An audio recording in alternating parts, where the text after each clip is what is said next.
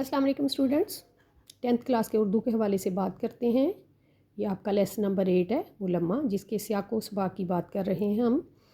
तो सियाको सुबाक का जो क्वेश्चन है बोर्ड के पेपर में, ये आपका क्वेश्चन नंबर 3 कुछ इस तरह से आता है। दर्जा झैल नस्ल पारों की तशरीह कीजिए। सबक का उन्वान, मुसन्नफ़ का नाम और हद कशीदा अल्फाज के मायने भी लिखें।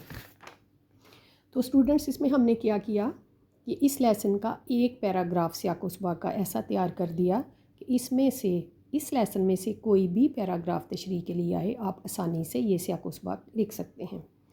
लेकिन इसका पैटर्न क्या है? सबसे पहले आप लिखेंगे मतन का हवाला या हवाला मतन। मतन का हवाला या हवाला मतन में क्या आएगा? सबक का उन्वान और मुसन्नफ़ का नाम। जैसे यहाँ पे सबक का उन्वान क्या है? मुलम्मा, और मुसन्नफ़ का नाम क्या है? हाजरा मसरूर। उसके बाद स्टूडेंट्स आपने क्या करना है, वो अल्फाज जिनके ऊपर एक लाइन लगी है वो अल्फाज आपने यहाँ लिखने हैं और आगे उसके बाद उनके मायने लिखने हैं। ये आपके 4 वर्ड्स ऐसे होंगे जिनके आपने मीनिंग्स लिखने होंगे। उसके बाद आप क्या करोगे? सियाको सुबाक लफ्ज़ यहाँ पे सियाको सुबाक लिखोगे। उससे नीचे वाली लाइन जो है, यहाँ से आपने इस कहानी का सियाको सुबाक लिखना शुरू कर देना। जैसे हमने इसका जो सियाको सुबाक कुछ इस तरह से तैयार किया कि हाजरा मसरूर का कहना है कि इंसान अपने ऊपर बनावट का लिबादा ओढ़कर अपनी असल को भूल जाना चाहता है। उसका मकसद दूसरों को मुतासर करना है। दूसरी तरफ वो ये भी कहती हैं कि किसी की ज़ाहरी हालत से उनकी हैसियत का अंदाज़ा नहीं लगाया जा सकता। स्टेशन पर खड़ी लड़की को 3rd क्लास डिब्बे में सफ़र करना था क्योंकि उसका तल्लक एक गरीब गिराने से था।